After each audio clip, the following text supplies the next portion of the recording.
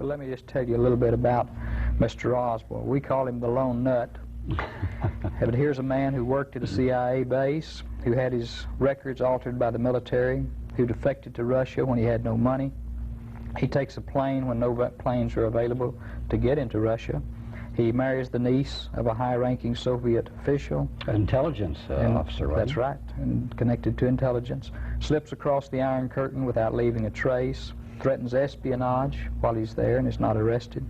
Lives in a community infiltrated by intelligence agents. He's befriended by a former spy. Is seen in close contact with at least 2 intelligence agents. That's back after he came back or in the Soviet Union? After he came back. He makes travel arrangements in the company of an employee of the CIA after he's gotten, or before he went over there. He uses an alias, maybe several. He keeps an office in a building with other agents. He eludes detection by surveillance devices somewhere or another. He gets a passport when one should have been denied. Okay, a second passport. Also very, very quickly through the State Department. That's right. And is finally shot down in a room crowded with police by a former informer for the nation's chief investigative agency, the FBI. Gary is an architect in the Fort Worth, Dallas area, and unfortunately they only ran off about 3,000 issues of cover-up, and because people are always wanting to buy it. Gary Shaw is one of the founders and members of the board of directors of the Assassination Archives and Research Center in Washington, D.C., which is a research center that has thousands of books and articles on political assassinations. It has massive collection of unpublished manuscripts. It has a large collection of photographs and computer information on various people that figure in political assassinations. So this is one of the major research centers in the United States on political assassinations. And Gary Shaw, for 25 years, has been researching the Kennedy assassination and has amassed a lot of slides, films, published materials, and today we're going to run through some of this material with him on alternative views. We're first going to see a slide presentation for this program of Alternative Views. Gary will take us through the history of the assassination, what the Warren Commission said, and then also what he thinks really happened. So Gary, welcome back. Thank you. It's nice to be back. It's a real alternative view that you'll be seeing here in a few minutes with this slide presentation. Well, you know, we've been getting letters and phone calls from all around the country where Alternative Views is shown, and they all want to see you back again. So you're going to be pleasing a nationwide audience. That's nice to know. It's nice to be back. And they also always want to know about Cover-Up now. It's out of print, right? Cover-Up is out of print. I have approached some publishers about updating it, bringing it, that was 10 years ago now, and bringing it up to date, having it republished, and making it available again to the people. Hopefully by this anniversary, but we're pushing it. Well, we'll give them a version of cover-up of your book today, with pictures, with slides, information of all sorts. Okay, let's go ahead and start and see it. Okay, let's go back 25 years and see real quickly the President and Mrs. Kennedy as they are departing the Texas Hotel in Fort Worth, Texas. This is on the morning of November 22nd, 1963, and the President had just made a speech at a breakfast there for the Chamber of Commerce, and he's getting in the limousine. They'd come to Texas to heal party wounds. There was a real split in the Democratic Party in Texas, and this was a real political hotspot on a couple of different people's minds. And so they came as a big healing party to this split in the party. Here we see them. They took off from Carswell Air Force Base in Fort Worth, flew directly to Love Field in Dallas, which they just got into the air and right back down. They depart in an open limousine through the streets of downtown Dallas. As you can see in this photograph, Governor and Mrs. Conley are in the jump seat, and the President and Mrs. Kennedy are in the rear of the automobile. The two Secret Service men are in the front seat. They had about an hour and a half drive through the streets of downtown Dallas. You'll see that just to the western end of the downtown portion of Dallas was a beautiful park-like area named for Mr. Joseph Dealey, called Dealey Plaza. In this little area, you can see the old Dallas County Courthouse in the lower right-hand corner. Just above it is the Dallas Criminal Courts Building and Sheriff's Department. The street running straight up and down is the Houston Street. The one running vertically across the screen is Main Street. The motorcade came down Main Street to the Red Courthouse, to the Criminal Courts Building, and then turned directly up on your screen, north in actual direction, and we're heading directly toward the Texas School Book Depository, which you can see in the upper portion of this particular slide. Elm Street is that curving street that you see come down in front of the School Book Depository and disappear over onto the left-hand side of the screen, along with the other two streets under a railroad overpass. The area just to the left of the Texas School Book Depository is a parking lot, railroad yards, and just in front of that is the infamous grassy knoll, the place where many of the witnesses said the assassin shots were actually fired. And so while we're on this photograph, let me just point out 2 or 3 things. This was taken approximately from the roof of the Terminal Annex building overlooking Dealey Plaza. We'll talk about an important witness that was here. The little triangular piece of grass area that you see between Main Street and Elm Street, there were several eyewitnesses in that area. There were several witnesses on the overpass that we'll talk about, and we'll talk about that area and the railroad tower and the railroad yards just above the grassy knoll and to the left of the Texas School Book Depository.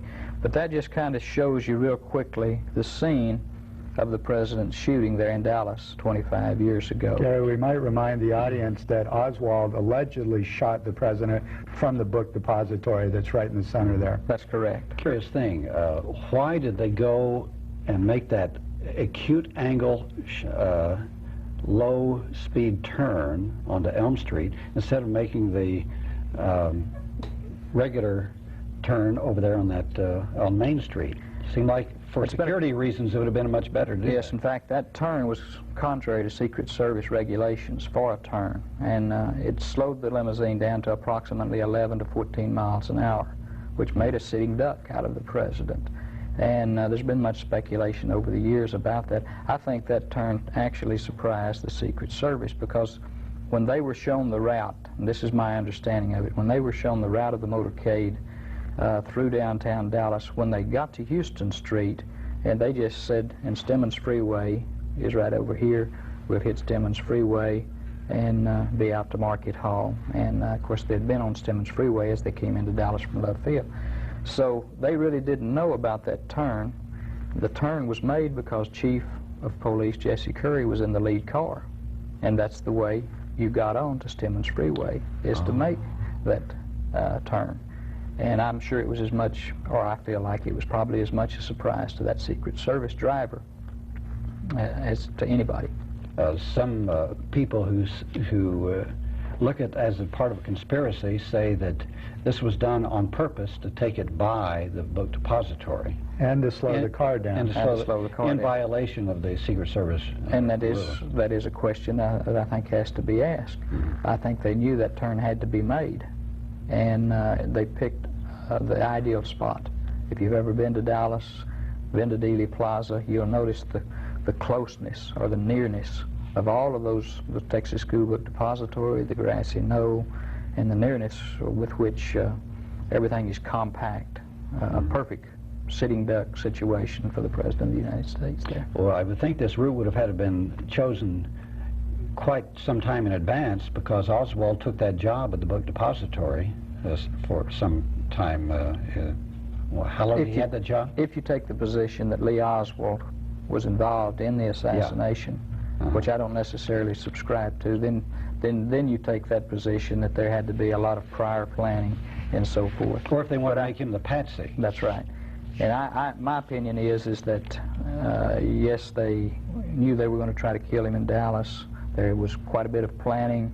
The execution was almost to perfection, the actual shooting portion of it. And I feel like they had practiced well in some area, even a mock-up of this particular area. But they knew that turn had to be made to get on And so, yes, I think there had to be advance notice of where the motorcade was going and how it was going to get there. Okay, well, let's continue with your slides here. Fine. This shows the presidential limousine making that turn off of Main Street onto Houston, going now directly north, directly toward the school book depository. The dark arrow you see points to the Vice President Lyndon Johnson, who is also in the motorcade, just a couple of cars behind the President, which is very, very unusual, and in fact against regulations for the Vice President and the President to be this near together and so open to assassination. So he was very, very much in a position to see everything that happened, and that raises another question. Next slide shows the nearness of the Secret Service follow-up car to the presidential limousine, which is directly in front of it. Secret Service personnel are on the running board. There's 8 of them in that follow-up car, and they're right on the bumper of the presidential limousine as it approaches the Texas School Book Depository. One of the questions you have to ask, this is probably the easiest shot from that 6th-floor school book window. Right there at that right location. Here at this location, because the president is moving directly toward that window and is a perfect shot from that 6th floor, yet he did not take it. This slide shows the president as he turns directly in front of the school book depository. He's brushing his hair out of his eyes as he usually did, and it's only a split second later that the president is you can see him waving at the crowd. This is from the opposite view and is actually a slide from the famous Abraham Zapruder film.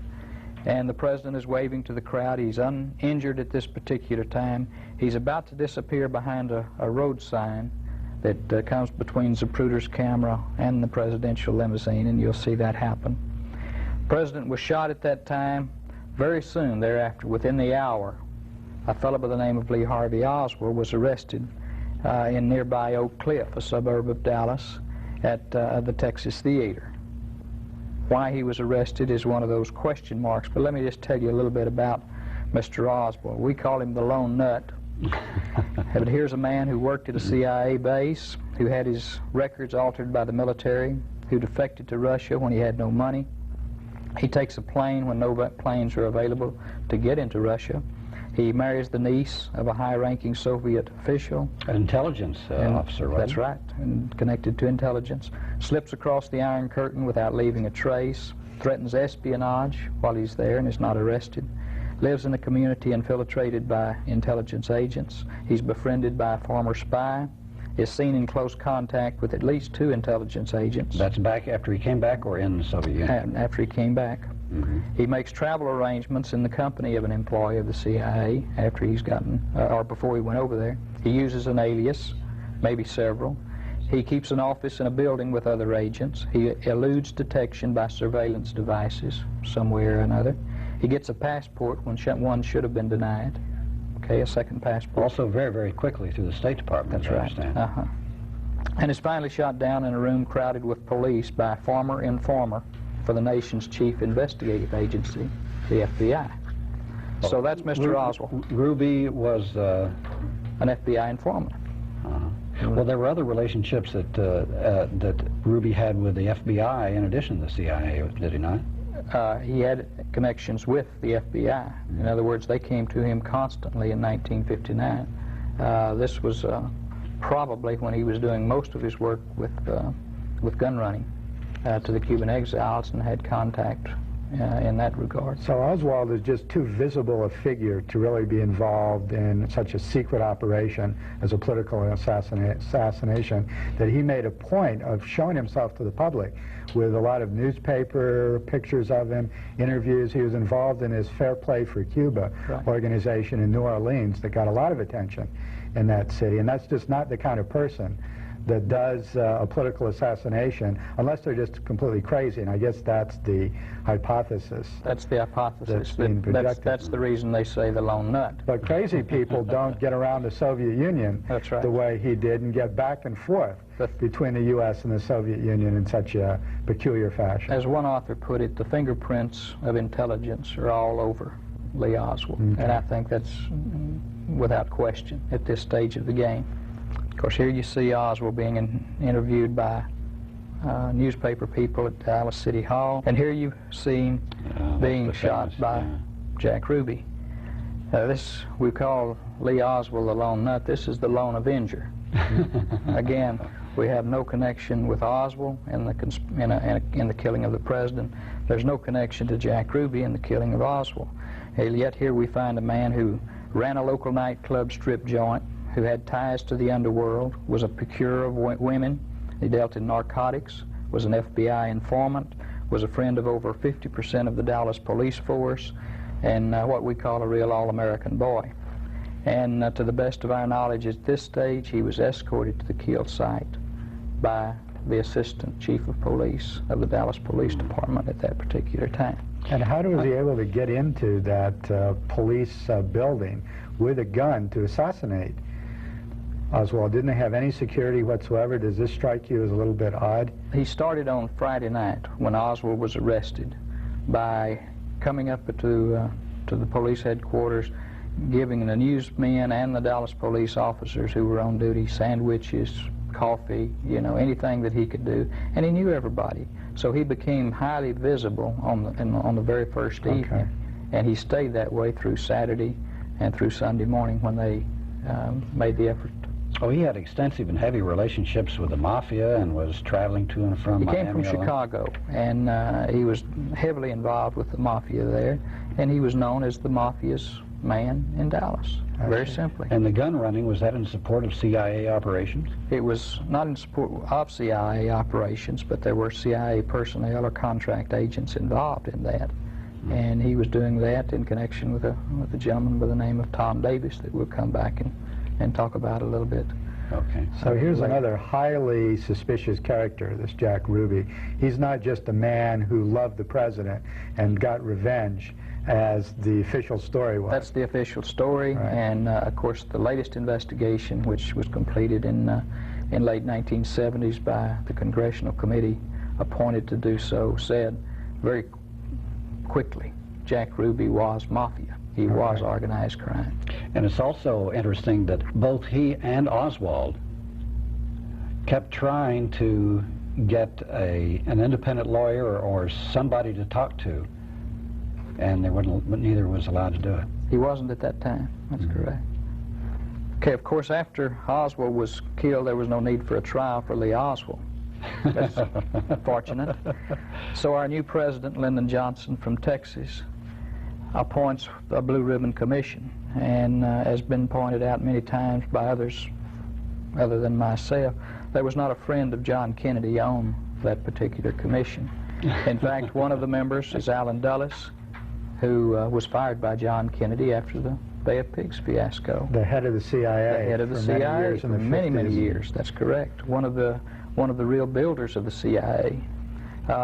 Chief Justice Earl Warren, of course, was the chief of the committee, and one who was almost coerced into taking that position. He did not want to do it, but Lyndon Johnson convinced him that he must do it, and hence we have the name Warren Commission. And he was head of the Supreme Court, was he not? He was head of the Supreme Court. He had a lot of prestige and was generally respected, so this put a blue ribbon seal on it, as it were. All of these men were supposedly highly respected men. Okay. Gerald Ford was on there, of course, and later became President of the United States after being Vice President. And we've learned since then that he played a dual role. Yeah. He was the FBI's informant for the secret sessions of the Warren Commission. They even patted him on the back and gave them one of the special FBI attaches that you handcuffed to your hand. I'm sure Mr. Ford felt extremely gratified at that responsibility given him at that time. Many people know of the Warren Report. That's the loan book laying on the floor in the foreground, and many people have seen the various New York Times versions or the Associated Press versions. This is the government's printing office version. But not many people know that there were 26 supporting or allegedly supporting volumes to that report. In other words, that report was footnoted to these 26 volumes to show that they had done their homework and that the conclusions reached in the report were actually backed up by actual evidence.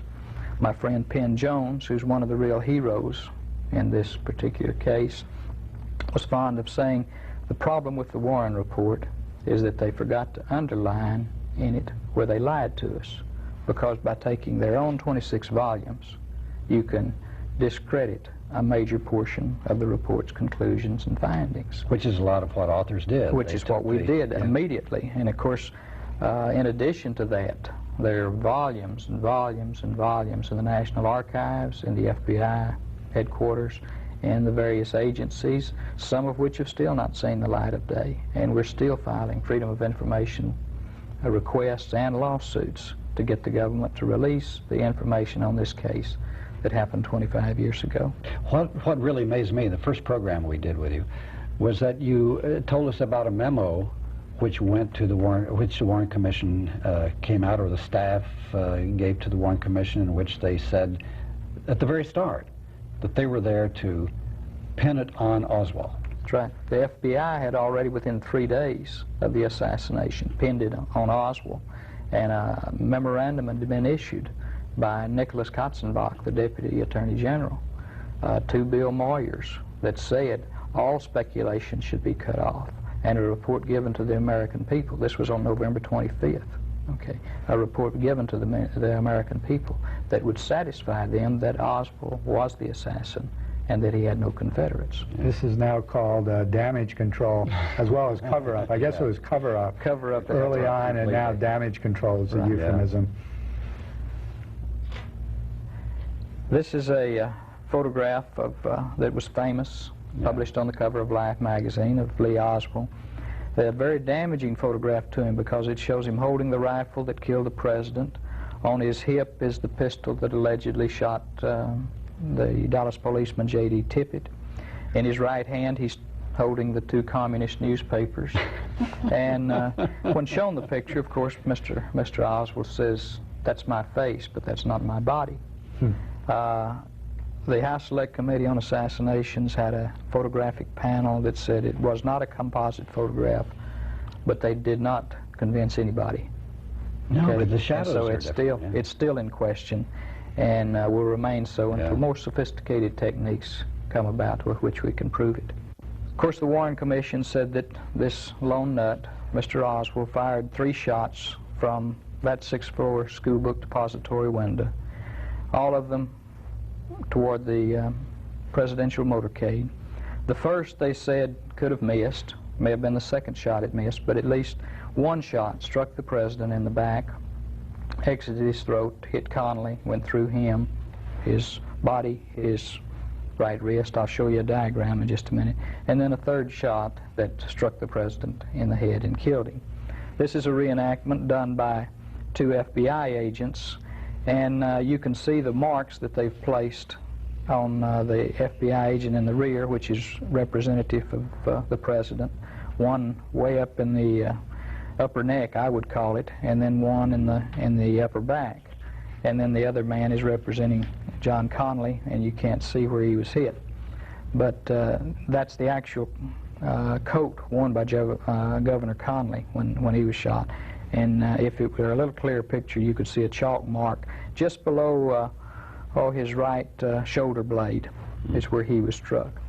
This is a diagram that I did just to kind of give you an indication of what the single bullet theory is, because the Warren Commission came up with this theory that the president and the governor were both hit by the same bullet. And actually, because of the chronology, or the chronometer given us by the Zapruder film, where you can actually see the effects of the bullet hitting the people, to say that there were more than one bullet that did this damage is synonymous with saying that there was another shooter, which they could not do. So here in actuality is what happens. The bullet comes from the 6th-floor window, from the left of your screen, hits the president in the back, exits its throat. It has to make an upward trajectory to do that because it's making a downward trajectory in a lower portion of his back. Then it comes out just below the tie knot, or just above the tie knot of his throat, makes a a right hand downward turn, and strikes the governor, and just below the right shoulder blade, goes through his chest, blasts out about 4 inches of his 5th rib, exits just below his right nipple, strikes the main bone of his right wrist, shattering it, exits there, and embeds itself in his left leg, left Very thigh. active bullet. Very active bullet. Let me show you a picture of that bullet, and you can see the bullet that perpetrated that great feat. A miracle there's not a scratch on it. There's not a scratch on it, nor is the nose blooded. And this became the pristine bullet, or the miracle bullet as we've termed it over the years, because they were never able to duplicate that. Every shot that they fired, and I'll show you some pictures of it in just a minute, every shot that they ever tried to duplicate that with either shattered the bullet or heavily blunted it. Here you can see, this is the wrist of John Connally. You can still see the white specks are actually fragments of the bullet that are in his arm even today. But and to the right is the miracle bullet. The only thing missing from that bullet that's said to have done that damage to the wrist is a little nick that was taken off for spectrographic analysis. Otherwise, the bullet is whole. Next slide shows a cadaver's wrist, shot through the main bone of a cadaver's wrist, and you can see just that one shot, that one bullet, blunted it very, very severely. Okay? Not even to mention the fact that the bullet had to change course several times. Maybe it was one of those special cruise missile change guided course, but then pause in midair, because Yeah. I'm going to show you in just a minute just how much time elapsed between the time that you can see the president actually react until you see the governor. And this collapse. is the official version, just one bullet. They didn't say Oswald shot 3 bullets that shot Kennedy and Connally and whatever. It's just one bullet. That's just the activity of one bullet. They say 3 shots were fired because they found 3 shells on the 6th floor. One did this damage that I just indicated to you, and then we'll come back in a minute and talk about the lone headshot, which was the second of the 3 shots. Okay, so that's the way they said it happened. If it didn't happen that way, how did it happen? And I'm a firm believer. Let's look at the evidence. Let's see what the evidence says about it. Follow it wherever it might lead, and see if we can come up with some alternate scenario of how the president was shot. In Dealey Plaza, and I've diagrammed it this way, I believe that this was a group of very, very professional assassins, and they had it very well planned. The first shooting sequence occurred at the 4th set of road stripes as you came off of Houston Street into Dealey Plaza. The president is shot for the second time at the 6th set of road stripes. And so I'll call that attention to you. I'm just going to call it Kill Zone A and Kill Zone B. And but before they get to that, I'm calling this shot the false assassin, because I think that the planners of this wanted to call attention to the 6th floor window where Oswald allegedly was lurking in the shadows to kill the President of the United States. This shot was fired overhead, never hit anybody, never even came close to hitting anybody, and completely hit the sidewalk, bounced, came all the way across Dealey Plaza, across Elm Street and Main Street, and hit the curb, and actually ricocheted either a piece of the bullet or a piece of the concrete, bounced up and hit a man by the name of Jim Tague. What are the witnesses to that, or what evidence do we have? Mrs. Donald Baker, who was a witness, said the bullet hit the pavement near the sign. Roy Skelton said the bullet hit to the left of the JFK car. He was looking toward the car, so his left would be the president's right. And the cement carried away from the Texas School Book Depository. Policeman Cheney, who was riding shotgun on the motorcycle just to the right of the president, said the first shot missed. Mary Woodward, a news person for the Dallas Morning News, said the first shot missed. Sheriff Bill Dacre, who was riding in the lead car, was looking in the rearview mirror, and he said the first shot missed, and he actually said he saw it hit the concrete and bounce.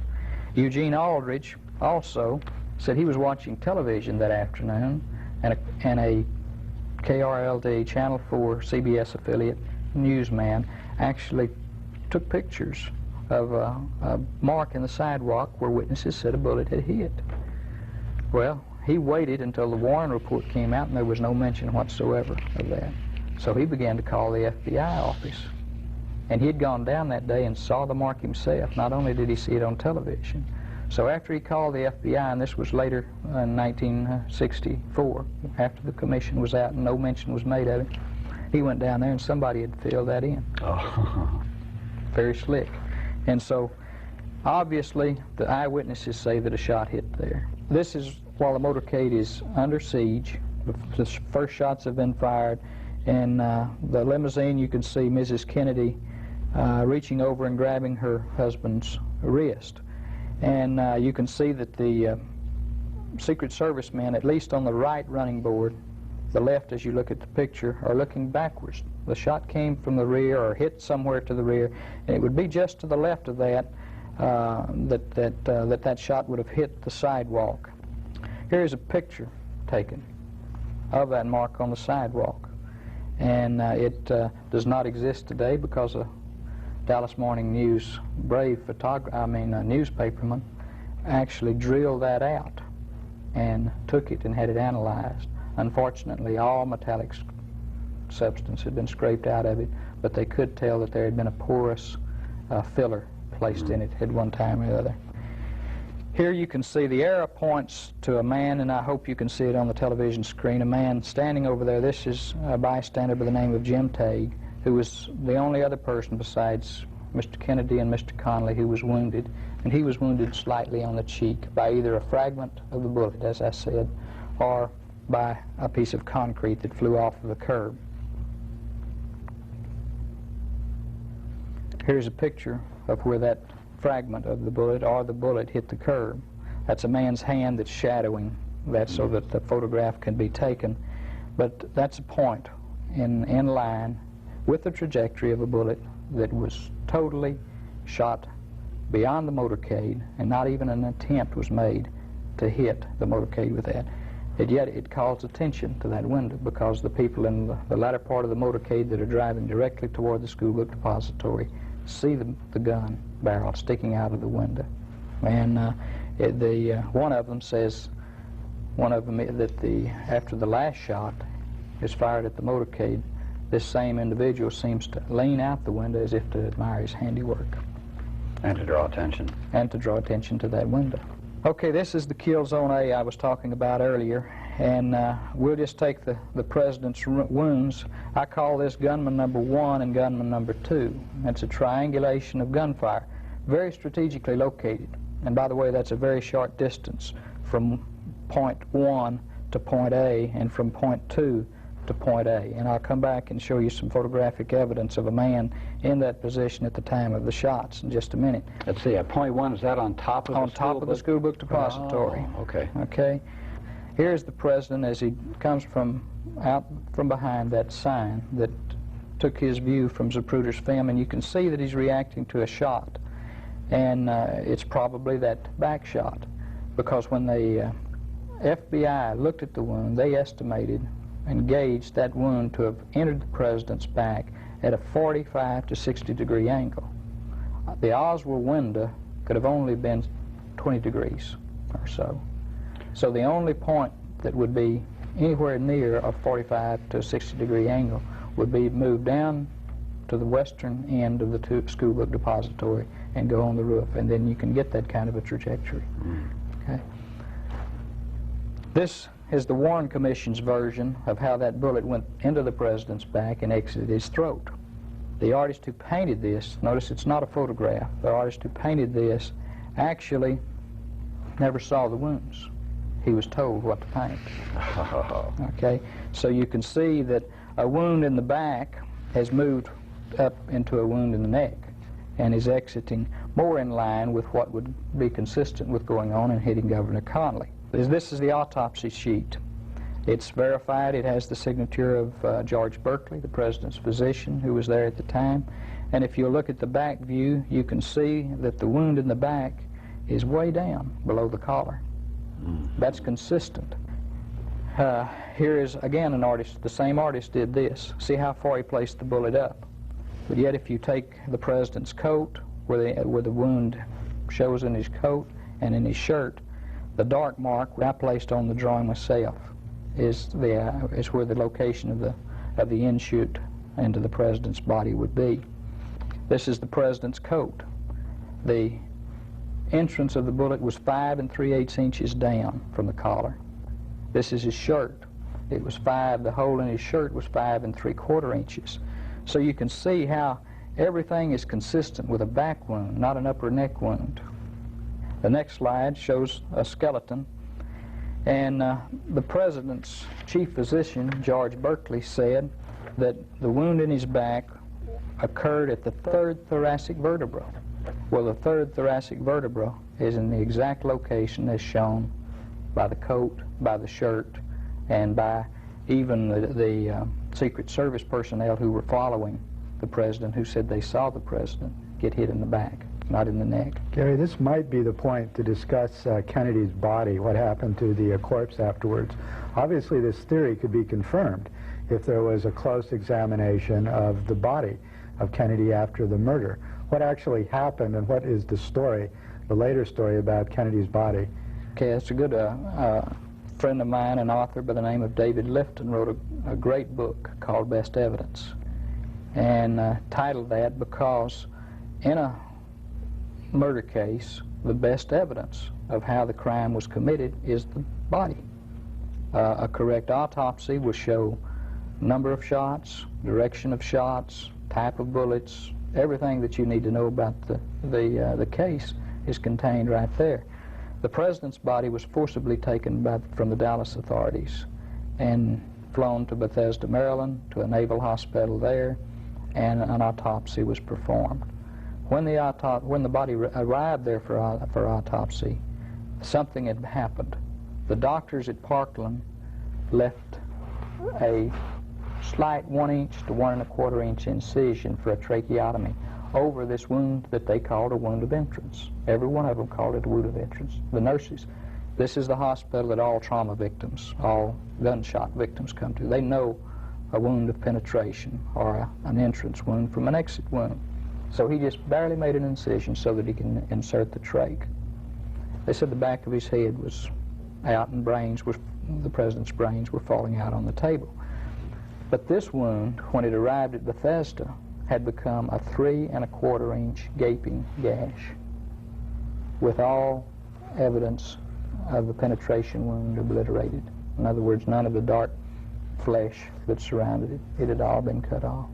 And even the slides of any tissue that was taken from that has disappeared from the evidence contained within the National Archives. An entrance wound will be quite small, and the exit will be a large hole, right? That's right. The entrance wound will actually be smaller than the projectile because of the pliability and the elasticity of the skin. And it will go through, and then the skin will come back. Where it exits, the bullet is normally expanded or turned and is coming out at an odd angle or something of that nature, and it tears the skin and makes a much larger opening normally than a wound of entrance. So this means that somebody monkeyed with the body in transit That's to correct. D.C. Has to have happened because even the President's brain was not in the cranium, and surgery had been performed in this area. None of the Dallas doctors had done any surgery to the President's head. And was there any testimony that there was a wound in the back or other parts of his wound body? in the back, actually, an FBI report says that the doctor probed it with his little finger to the first knuckle, and that's as far as he could go. He said this wound does not continue any further. And then someone of a higher authority told him, do not probe that wound. So that wound was never probed. We're left to guess as to what happened to it. We can't guess too much because if it continued downward at that angle, it would have gone into his lungs. There's evidence that he did have a wound of the lungs because when he came to Parkland Hospital, there was bubbly blood coming from this wound in his throat, which indicates that there had been damage done to the lungs. But the big blow, the one that really killed him, was the blow was the shot to the head, right? That blew his top of his head off. That's possible, but this could have been a killing wound, the wound of entrance here. I think that probably the reason that you have the 3 1/4 inch gaping gash when it arrives there is that a missile had to have been removed from that because there was no exit of that or the one in the back. And when Martin Luther King was assassinated, he received a similar shot, although it went through his jaw first, but it went through and it lodged at the brainstem area back here, which is a life or death matter. You separate that brainstem from your spinal function there and you're immediately dead.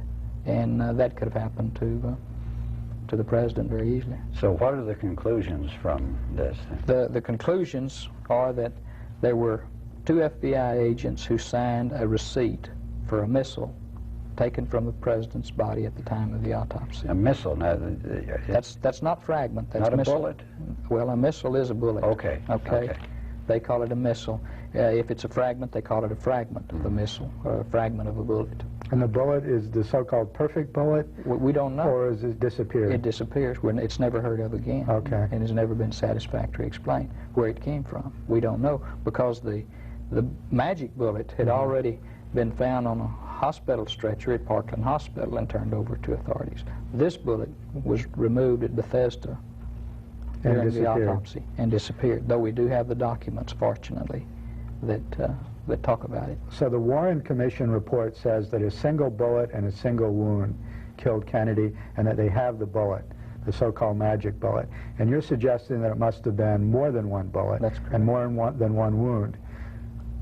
Okay. And did they also come from different angles? And we'll get into we're that. fixing to get into that with this very next shot. Excellent. Because the next slide shows, again, the one to the left. I want you to pay particular attention to. The arrow going in is where the Warren Commission said the bullet entered. The third thoracic vertebra is the other arrow, and is where the bullet went in. And again, notice the verification by Dr. Berkeley on that sheet. Here are the 2 documents that I was just telling you about. They very definitely stipulate that a missile was removed from the president's body at the autopsy at Bethesda. We have not seen them today. The bullet possibly came from the roof, because that's where the angle, the trajectory would take it. This is a amateur film taken right after the assassination of a rifle that shows up. We don't know what kind of rifle, don't know that it had anything to do with it, but the person who was taking the film thought that these officers and detectives had gathered around that for a reason, and dubbed it on their own film the assassin's rifle. And this is not Oswald's rifle? This is not Oswald's rifle, nor does it come anywhere close to looking like it. And there we do know that there was rumored to have been a rifle found on the roof of the Texas School Book Depository. I want to go and talk about that bullet that was almost simultaneous, okay, to the bullet in the back. And if you go back to that picture I showed of Kill Zone A, you'll notice I had one assassin on the grassy knoll and one on the roof. I want to talk quickly about that bullet that is the wound of entrance here, as opposed to the back wound that we were talking about a while ago, because it was so simultaneous, and I think this was directed by someone on site, either by radio or by signal. And when it occurred, this particular bullet of entrance was the one who almost paralyzed him and possibly killed him. But J. Lee Rankin said it seems quite apparent now, and this was in 1964, after the Warren Commission had met in secret session. They were meeting in secret session. It seems quite apparent now, since we have the picture of where the bullet entered below the place where the picture shows the bullet came out in the neckband of the shirt in front. Here we are 2 months after Hoover has issued his report of the lone assassin, and they're already still talking about this wound in the back being below the wound in the front, which creates a trajectory that would miss Governor Connally. So he's saying that, hey, we need to do some more study on this, even in January of 1964. Okay, simultaneous with the preceding shot, here it is a Zapruder frame 228. You can see the president clutching at his throat. It's real important to note that all the doctors and all the nurses said that that was a wound of entrance. But I think that it's more important to see how they tried to cover up that fact. In a January 1964 transcript that came from the Warren Commission secret sessions, John McCloy, who was a member, says, I think we ought to take a look at the grounds, and somebody ought to do it and get the picture of this ankle to see if it is humanly possible for him to have been hit in the front from a shot fired from that window. Maybe it is. Of course, we know it's not, unless they could bank a shot. And then Life magazine also kind of contributed to that. A lot of people don't know this, but on December the 6th, they published their memorial edition of Kennedy's death. And in that they had some nagging rumors, and one of them was how the president was hit in the front, in the throat, from that window, which was in back of him. They said, it's real easy. We have the Zapruder film now, and it shows the president turning around in his seat, exposing his throat to that window. Oh. Of course, we know that didn't happen. No, the Zapruder film doesn't show that at all. At all. Unfortunately, the author, or the writer of that particular article, died of cancer in 1965, so we could not go ask him who directed him to write that, or what was his reasons for writing that. Well, Life story. magazine also was the one that doctored up that snapshot of Oswald with him holding all the rifles. They contributed heavily to the framing of Lee Harvey Oswald in this. Okay, next slide just quickly shows how the people reacted, and shows that there were shots from the president's right front, because these witnesses you see laying on the ground said the shots came directly over my head toward the president. From the grassy knoll. From the grassy knoll, and they hit the dirt. The lady in the red coat is Miss Jean Hill. She saw a man in dark clothing across the street, and saw him run from the scene, and attempted to follow him. Got over there and was stopped by a man who showed her Secret Service identification, or official identification, let's put it that way, and told her she could go no further. Here is a slide taken almost simultaneous with the first shot. You can see the arrow points to the head of President Kennedy. If I want you to pay close attention to the little low wall that juts out from the Stemmons Freeway sign, the little white wall. On the left. On the left, juts out there. I'm going to blow it up with this next slide. There you can see above the low white wall there on the grassy knoll, a man. It's been definitely identified by analysts to be a man wearing a dark clothing, dark hat. You can see his facial features. And the House Select Committee even went so far as to say that there was something, a long object, protruding from this person at a 45-degree angle. Of course, they could not determine. It's my opinion that that's where the shot was fired from, and he quickly disappeared. A second photographer, almost at the same instance that previous photograph was taken, shows the same person behind the little low wall just to the left of the Stemmons Freeway sign.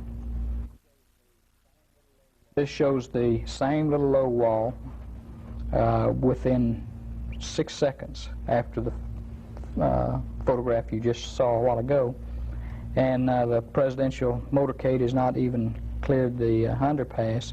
But I'll blow up again the little white wall, and you can see that the person has completely disappeared and is gone from the scene. So, a shot from the front, you can see how the police ran over there. One of the motorcycle patrolmen jumped off and just dumped his motorcycle and ran up there pursuing the person that he shot, that he thought fired the shots. And over 50 eye and ear witnesses in Dealey Plaza said the shots were fired from that grassy knoll area. And the Zapruder film clearly shows Kennedy getting hit in the forehead by a shot from the front, which kicks his head back. But the Warren Commission absolutely ignored all of this. All of that. That's correct. That's the next two shots. This is the final two shots that hit the president. This is in kill zone B, or the sixth set of road stripes, and comes from the southwesternly sixth floor window of the school book depository, and from the picket fence just above the grassy knoll to the left. That's number 3 and number 4. Okay, the president is shown here just before he's hit with the fatal headshots. You can see the position of his head. You'll see how they doctored that particular photograph in just a minute. Here is the explosion, the great intensity of the bullets that struck the president's head. That's pieces of his brain and skull flying through the air. You can see the explosive nature of what happened. That's the president's head, and it's just opened up on the right-hand side.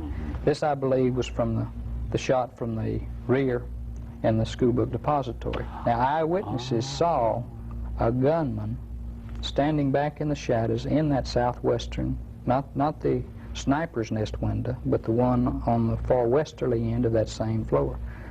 As the motorcade arrived, he was standing back in the shadows, cradling a rifle. So This shot, I believe, came from that area, was a perfect shot, and more of a glancing blow to the side of the president's head that opened it up. And you can see how open it is. Here, those two slides together, done in sequence, you can see the great movement of the president backwards as the second shot overrides the first shot and hits him, as the priest said, and as the president's chief aide said, in the right temple, and blasted out the rear portion of his head. Look at the distortion of the artist version. The president's head is never in that position, but to get their wounds like they needed them, they put the president's chin down on his chest and drew this version of the entrance and exit wound, when in actuality he did lose that portion of the side of his head, but he also lost a big portion of the occipital region, and a piece of the occipital bone was found on the southern side of Elm Street, past the curve, and in a rearward position from where the president was actually hit.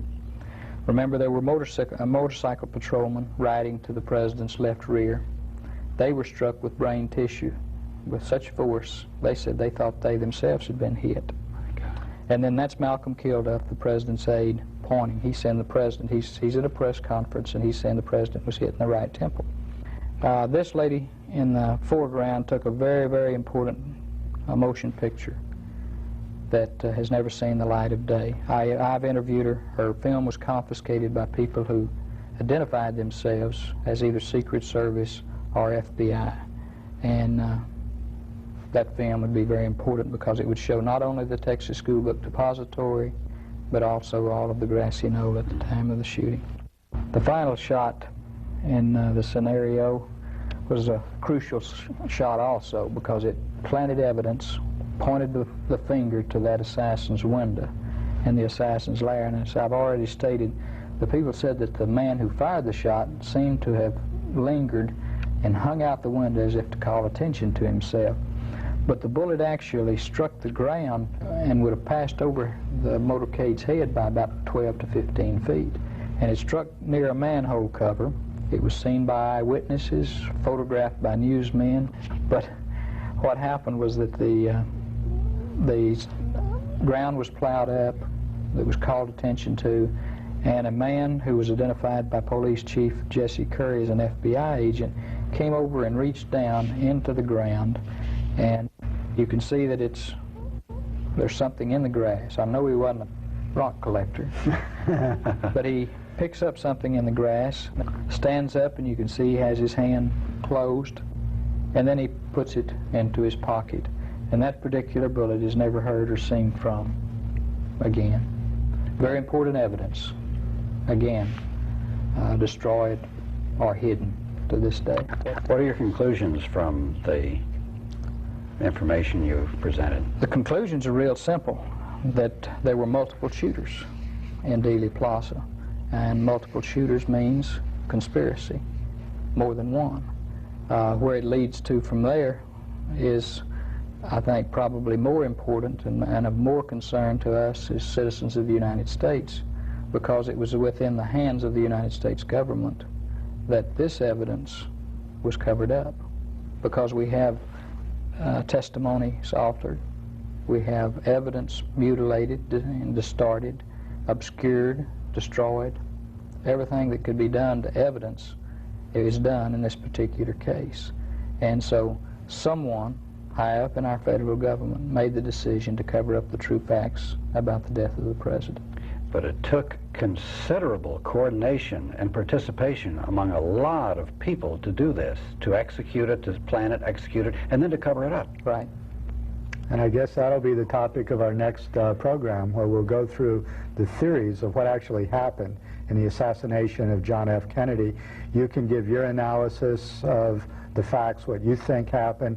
We can discuss some of the other theories. Then we can discuss some of the new evidence and new controversies that have arisen concerning the Kennedy assassination in recent years, and what this means for us as a democracy, why we shouldn't forget this event. Great.